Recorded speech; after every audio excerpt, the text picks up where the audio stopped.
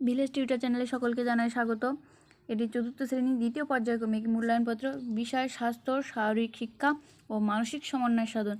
সমগ্র প্রশ্নের পত্রটি পরীক্ষা হবে 20 নম্বরের মধ্যে, সময় থাকবে 40 মিনিট। তো আমি প্রত্যেক ভিডিওতে যে কথাটা বলি যে তোমরা পরীক্ষা দেওয়ার আগে প্রশ্নে নিজেদের নাম ও রোল নাম্বারটি লিখবে, তারপর প্রশ্নপত্রটি ভালো করে পড়ে উত্তর দেবে।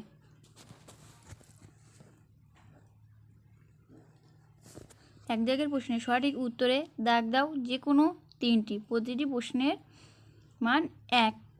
3টি প্রশ্নের জন্য 3 নম্বর। শিশু সাংসদের কার্যকাল 2, 1, 3 বছর। তো শিশু সাংসদের কার্যকাল 1 বছর হওয়া উচিত। তো এই দ্বিতীয় অপশনের তলায় এখানে দাগ দিয়ে দেবে। খ দাগের প্রশ্নে মন্ত্রিসভার সাপ্তাহিক পর্যালোচনা হয় সোমবার, বুধবার, শনিবারের নিচে দাগ দিতে হবে। গ দাগের প্রশ্ন সংস্কৃতের সলভ কথার অর্থ কী? সলভ কথার অর্থ দেহভঙ্গি, পঙ্গপাল না শৌচাগার? তো পঙ্গপাল। ঘ দাগের প্রশ্ন কবাডি খেলায় 5, 7, 9 জন খেলোয়াড় অংশগ্রহণ করে। এই প্রশ্নটি তোমরা যারা চতুর্থ শ্রেণীতে পড়ছো নিজেরা এটা তৈরি করার চেষ্টা করবে। তোমরা প্রয়োজনে আমি যে প্রশ্নের আলোচনা করছি এই প্রশ্নগুলো খাতায় নোট ডাউন করে রাখতে পারো। এই প্রশ্নগুলো খুবই গুরুত্বপূর্ণ প্রশ্ন। দু দাগের প্রশ্নে 2-1 কথায় উত্তর দাও যে কোনো 3টি। প্রত্যেকটি প্রশ্নের মান 1। সমন্বয় ও ভারসাম্য খেলার নাম হলো দড়ি টানাটানি খেলা। কবাডি খেলায় কখন 1 পয়েন্ট পাওয়া যায়? কবাডি খেলায় বিপক্ষের একজন দলকে আউট করার জন্য 1 পয়েন্ট পাওয়া যায়। এই কবাডি খেলায় 7 জন খেলোয়াড় অংশগ্রহণ করে। তোমরা চেষ্টা করবে সম্পূর্ণ বাক্যে উত্তর দেওয়ার। এমনও হয় যে অনেকে শুধু প্রশ্নের উত্তরটা লিখে দিয়ে চলে আসো। তো চেষ্টা করবে সম্পূর্ণ বাক্যে উত্তর দেওয়ার। গ দাগের প্রশ্নে স্বাধীনতা দিবস কবে পালন করা হয়? আশা করি তোমরা এই প্রশ্নের উত্তরটা দিতে পারবে। ঘ দাগে অর্ধ স্বরভাষণকে সংস্কৃতে কী বলা হয়? তোমাদের একই প্রশ্ন বারবার ঘুরিয়ে ফিরিয়ে দিতে পারে। তো অর্ধ স্বরভাষণকে সংস্কৃতে বলা হয় পঙ্গপাল। এটি তোমাদের এক দাগের প্রশ্নে অপশানে ছিল। 3 দাগের প্রশ্নে নিচের প্রদত্ত শূন্যস্থান পূরণ করো যে কোনো 4টি। প্রতিটি প্রশ্নের মান এখানেও 1। বিদ্যালয়ের শিশু সংসদের দায়িত্ব নেয় ড্যাশ। শিশু সংসদের দায়িত্ব নেয় প্রধানমন্ত্রী। ড্যাশ একটি ক্ষতিকর ও বেআইনি প্রথা, বাল্য বিবাহ।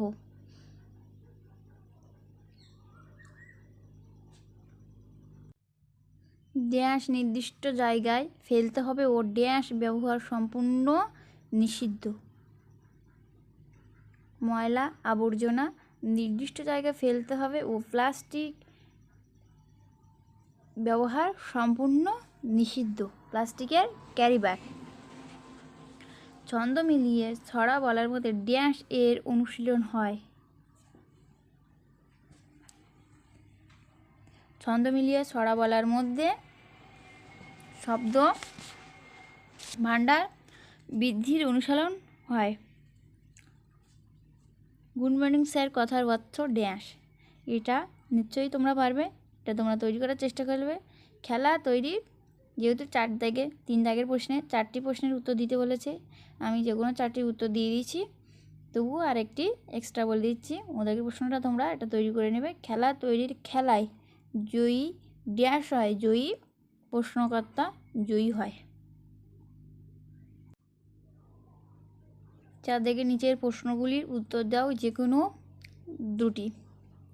তো এর আগে আমি তোমাদের 3য় শ্রেণীর বাংলা, ইংলিশ, অঙ্ক ও আমাদের পরিবেশ প্রত্যেকটি টপিকের উপরে আমি দ্বিতীয় পর্যায়ক্রমিক মূল্যায়নপত্রের প্রশ্নপত্র আলোচনা করেছি। ডেসক্রিপশন বক্সে লিঙ্ক দেওয়া থাকবে, চাইলে তোমরা দেখে নিতে পারো। ক দাগের প্রশ্ন, একটি দেশীয় খেলার নাম লেখো। পরের পাঠে দিয়েছে খেলার নিয়মাবলী ও কৌশল সম্পর্কে লেখো। প্রথম পাঠের জন্য 1 ও দ্বিতীয় পাঠের জন্য 2, টোটাল নম্বর 3। একটি দেশীয় খেলার নাম হলো কবাডি।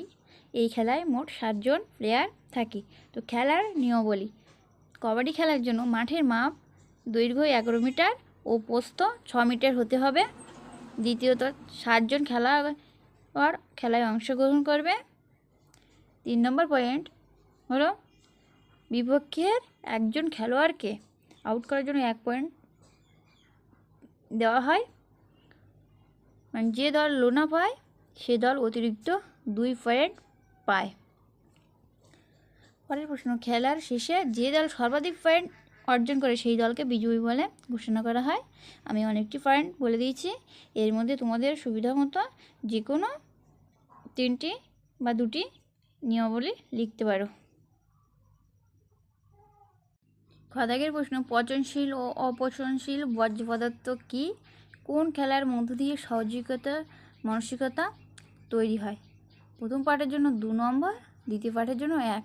তো কোন খেলার মধ্যে দিয়ে সহযোগিতার মানসিকতা তৈরি হয়? সঠিক উত্তর হলো ব্যস্ত মৌমাছি। পচনশীল দ্রব্য মানে যেগুলো সহজে পচে যায় সেগুলি পচনশীল, ও অপচনশীল বর্জ্য পদার্থ যেগুলো পচে না তাকে অপচনশীল বর্জ্য পদার্থ বলে। এবার তোমরা উদাহরণ দেবে, দিয়ে লিখে দেবে। অর্ধ শলবাসন ব্যায়ামের সময়কাল ও উপকারিতা লেখো। আমি যেহেতু প্রথম খ দাগের প্রশ্ন আমি কিছু হিন্টস দিয়েছি, এটি তোমরা নিজেদের মতো করে আরও ভালো করে লেখার চেষ্টা করবে। পচনশীল দ্রব্য ও অপচনশীল দ্রব্য কী কী ক্ষতি করে। তো অর্ধ শলবাসন ব্যায়ামের সময়কাল ও উপকারিতা। অর্ধ শলবাসনকে সংস্কৃতে বলে পঙ্গপাল।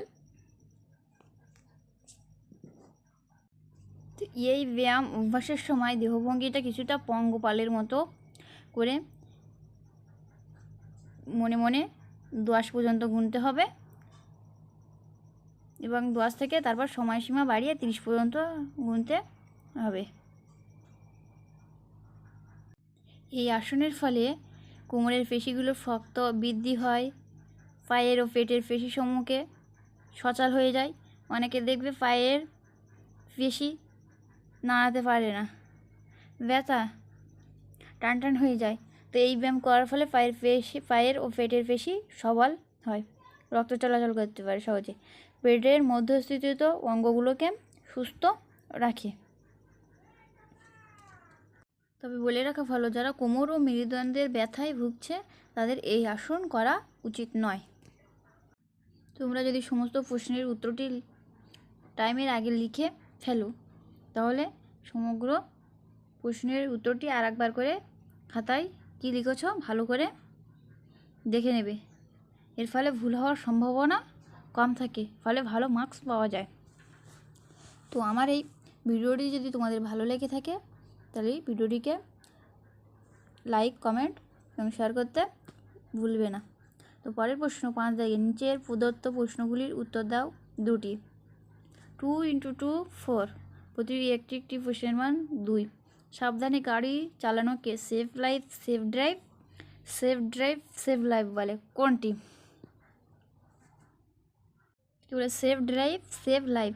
অনেকে দেখবে গাড়ি হেলমেট ছাড়া চালাও, ফলে পথ দুর্ঘটনায় বহু মানুষ মারা যায়। অনেকে গাড়ি সিট বেল্ট বাঁধে না, ফলে দুর্ঘটনায় ঘটে যায়। তো তোমরা আগামী দিনের ভবিষ্যৎ তরুণ প্রজন্ম, তোমরা এখন থেকেই সচেতন হও। তাদেরকে পথ চলবে জেব্রা ক্রসিং, ফুটপাথ মাঝখান দিয়ে, কোনটি দিয়ে? Zebra crossing. বাল্য বিবাহ রুখতে সবুজ সাথী কন্যাশ্রী শিক্ষাশ্রী প্রকল্প চালু করা হয়। এই প্রশ্নটি তোমরা নিজেরা তৈরি করার চেষ্টা করবে। ঘোড়াকে দড়ি টানাটানি খেলায় দড়ির মাঝখানে বেগুনি হলুদ লাল ফিতে বাঁধা থাকে। লাল। একটি প্রশ্ন আমি তোমাদের জন্য রেখেছি, তোমরা এই প্রশ্নের উত্তরটা তৈরি করার চেষ্টা করবে নিজেরাই। তো আজকের ভিডিও এইটুকুই, দেখা হবে পরবর্তী কোনো ভিডিওতে। ততক্ষণে সবাই ভালো থেকো, সুস্থ থেকো।